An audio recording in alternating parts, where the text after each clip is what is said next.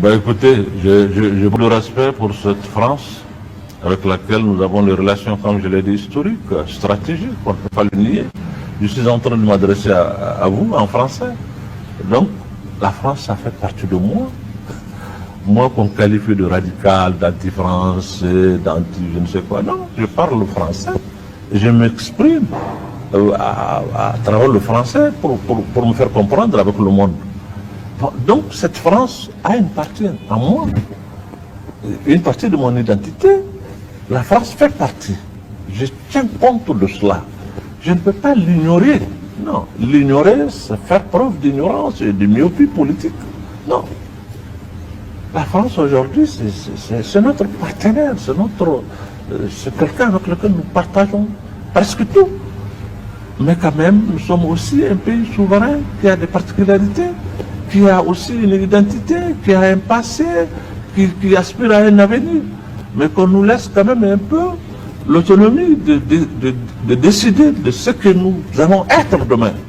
Mais vouloir nous imposer tout le temps leur point de vue, avec surtout, il n'y a pas la manière. J'allais le dire, j'ai failli avoir la pudeur de le dire, mais je vais quand même dire, et le dire avec arrogance. Non, on ne négocie pas, non, on ne parle pas. C'est ce qui fait mal aux Maliens. Si aujourd'hui il y a un problème d'anti-français qu'on sent, ce n'est pas la France en tant que nation, en tant qu'État. C'est surtout l'élite et les dirigeants français qui ont un langage souvent qui n'est pas un langage amical. Voilà. Et ça, les gens ne le comprennent pas. Aussi bien la jeunesse en Occident que la jeunesse aussi chez nous est réticent à des dictats.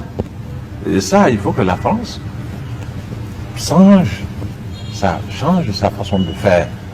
Et le monde est changeant. Je parlais du nouvel ordre mondial, ça change. Et on ne peut pas continuer de tout le temps à penser que vous allez mener les gens de la même manière. Les Français ont entendu ceux qui ont organisé leur sommet avec des jeunes pour aller leur dire ce qu'ils veulent entendre. Mais les jeunes sont allés leur dire l'aspiration de la jeunesse.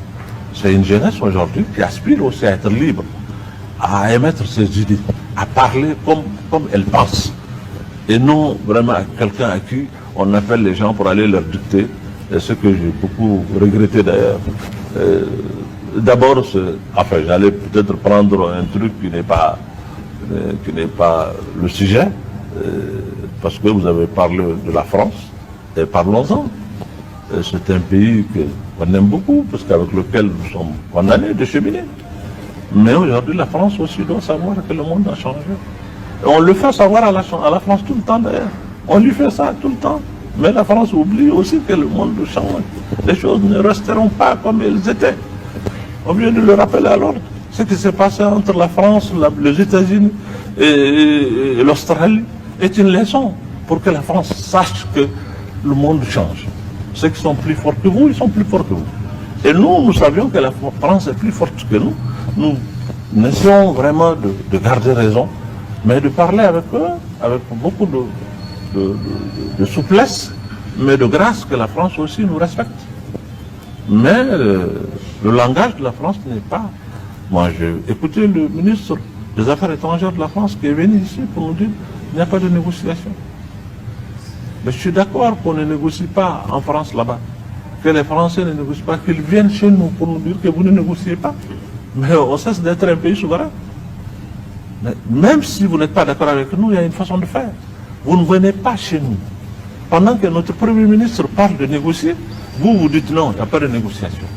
Mais que la France ne négocie pas, d'accord. Mais qu'on nous empêche, nous, de négocier ou de trouver d'autres voies ou d'autres canaux pour faire la paix, on ne peut pas le faire.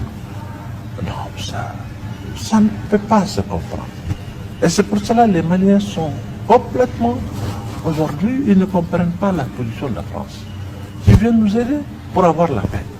Et nous aussi, ce que nous pouvons faire pour que cette paix-là soit, c'est peut-être pour nous de chercher à négocier.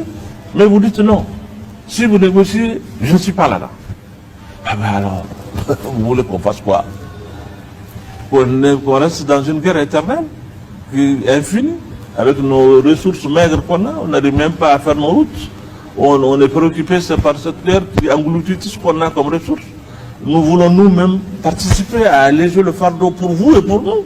Et parler avec ces gens-là, les faire raisonner, c'est des hommes. Ils sont dotés de la raison. Peut-être qu'on peut arriver à trouver une solution. Mais si vous refusez que ça ne se fait pas, le peuple ne comprend pas ça.